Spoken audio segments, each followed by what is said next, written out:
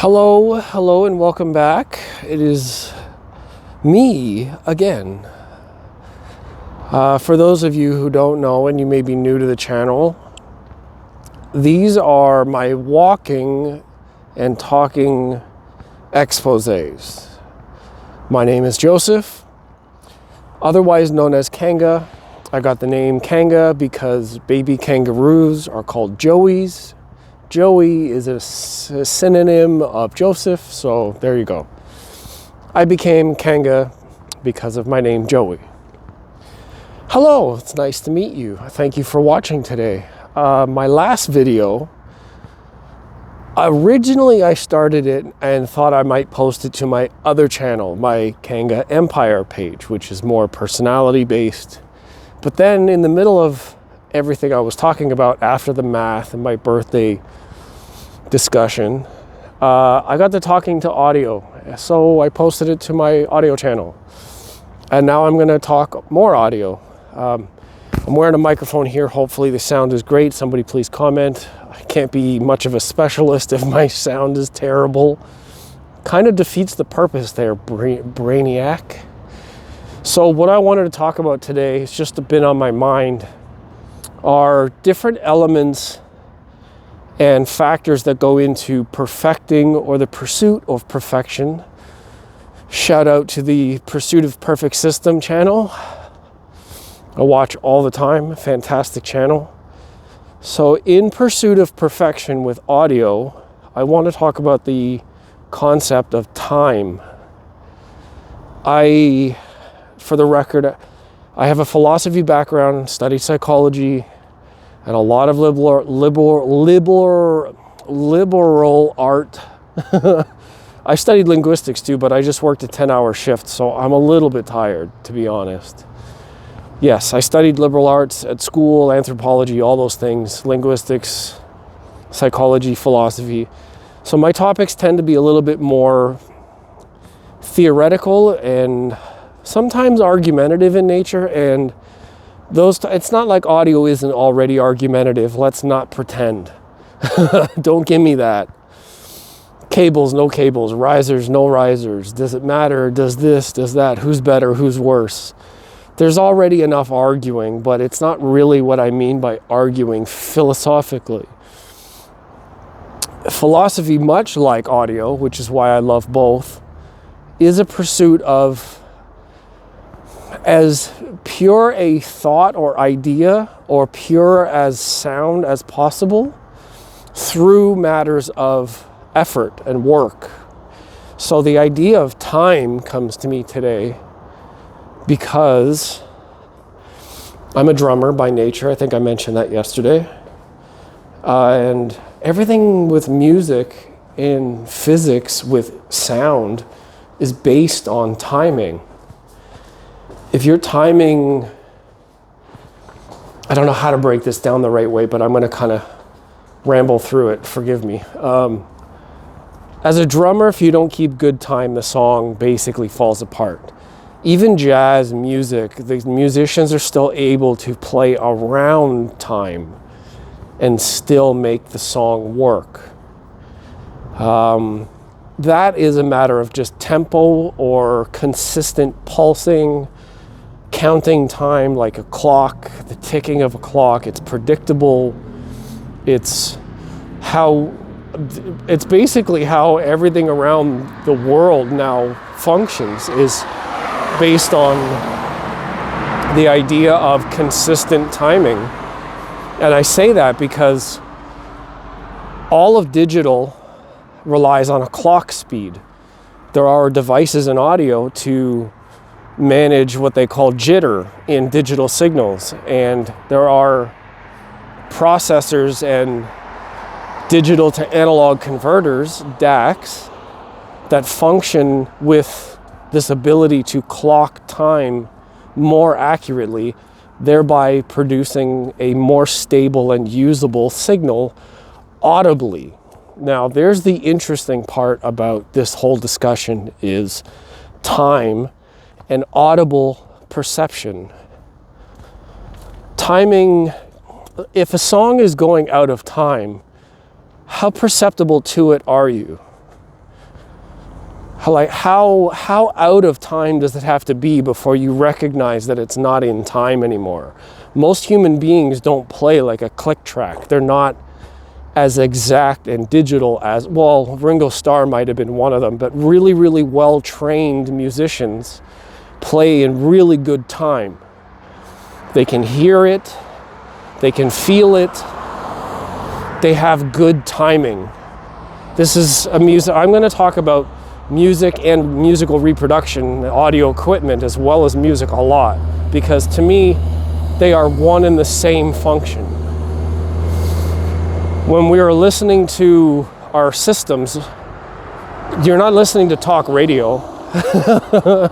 I can bet that 99.5% of those who call themselves or relate to audio as a hobby are not listening to like books on tape. They're not listening to stand-up comedy. They're not at home evaluating the wonderful texture of their speakers, listening to podcasts. You're listening to music or movies, right? Most of the time movies have soundtracks. The best in my opinion, Hans Zimmer makes some of the best soundtracks and ultimately makes some of the best movies. He's part of some of the top grossing movies ever. And if he isn't, I'm going to say the artists that are in those other movies probably copied something Hans Zimmer has done. But it relates. Music and timing. Audio systems and timing. Speaking of timing, I'm trying not to get hit by cars. I record these videos late at night like this because my shift is a 10-hour shift.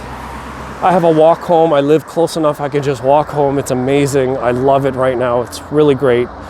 So I don't know if these videos are going to come across to the audience as well as, you know, Jay sitting at home reviewing like his B600 PSB speakers and his, you know, specifically built room, or Randy at New Record Day and his new rooms. And, you know, I don't know that my talking points and discussing audio is going to appeal the same because I don't have anything to show. I'm not in a position where my finances can, or my reach can afford myself the idea, you know, the liberal sort of ability to ask a company and send speakers to me. I'm not affiliated with anybody, you know, with barely 1,000 subscribers. I'm not going to get that kind of ability. So I have to talk about how everything else works with audio, and hopefully that's valuable.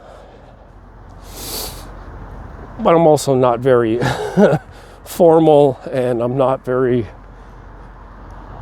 trying to make a good impression on people for favors. I just want to talk about the truth, and I want to allow people the opportunity to experience these things and learn about the hobby and about the practice of listening to audio and equipment and all that. I just, you know, talk about these things, and hopefully it's enlightening. So timing with speakers in a room, every surface in the room adds to the signal by bouncing and reflections and contorting or distorting. Well, people will argue that distortion applies to signal, not reproductive sound. But when you reproduce a sound in a room, much like if you speak and walk slowly closer to the wall or closer to the corner, the room boundaries will change the tone of your voice. Speakers are the same way, and if you pull one of the speakers closer than the other, you're not going to get good imaging because the sound waves from each source are not lined up. The same way a drummer is out of time in a song, you can hear it, it just doesn't sound right. And this is like I was mentioning before, how far off of time or out of time or timing can you hear? How small of an increment can you hear? Most of the timing issues are in high frequencies because the wavelengths are so small that you can have, if your speakers are half an inch difference in the room, then you're completely canceling out 25,000 hertz in your listening position, just by 1/2 inch. It's in the math. But nobody can really, not too many people can hear 25,000 hertz anyways. And if we don't audibly hear it, there are some arguments to say that maybe the harmonics from 25,000 hertz still register in the human body, even though we don't perceive it as a sound. So in the air of the room, adjusting your speakers to the boundaries in the space as symmetrically or advantageous as possible, like, Ron at New Record Day will say that his LOTS speaker calibration, Paul McGowan at PS Audio, he also has a CD talking about setting up your system.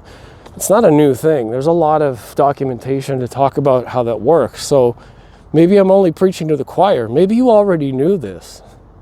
But for those who don't, and you just have things set up wherever, in order to get to that next level, every inch counts. Same thing with the gear. I don't think that cable length really makes a difference to signal. There are interference issues with like your interconnects, so like your RCA cables and how they're made, and grounding issues. Some of that stuff really affects the signal too. But just in the time domain, I don't think that interconnects and speaker cables make a timing difference. Some of the electronics, like your power, can cause voltage differences. That might add to timing errors with like digital equipment, because they're all relying on a steady clock. And if the voltage changes, your clock can change. But again, how small of a difference are you able to hear? So this is a matter of training. Good drummers can't play on time until well into their careers. It's difficult.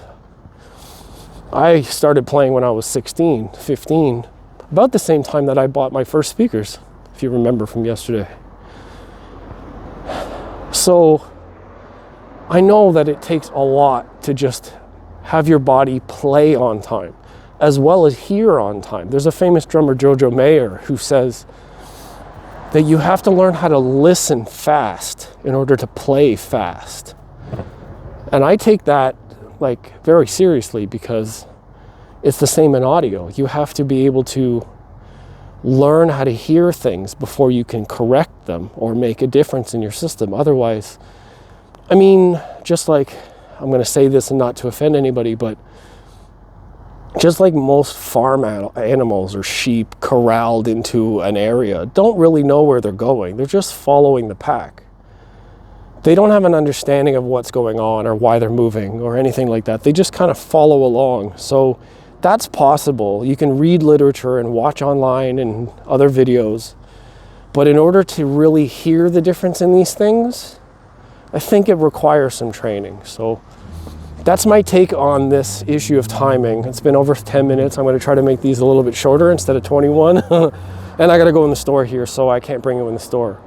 But anyways, just let me know what you think about this topic and what you think about the idea of discussing some of these areas of audio in the future or daily hi-fi. Anybody? And I will do more. And if it's not of any value, then I'll think of something else. But I want to be able to give back to the community and guide where everything is going right now, because there's a lot available. I mean, seriously, who needs another bookshelf speaker? Moon Audio does. Voice 22. Google it. They just came out with Voice 22 bookshelf speakers. And Dolly's got a new speaker that they were Dolly, I think Acoustics Audio, Dolly. DALI. They just showed a new bookshelf speaker in Munich, or one of their advertisements, so go check that out. But again, there is so much available that like we need to understand the differences in order to appreciate why there's so many choices, I think. Anyways, I'm gonna get out of here. Thanks for watching. I'll talk to you guys soon.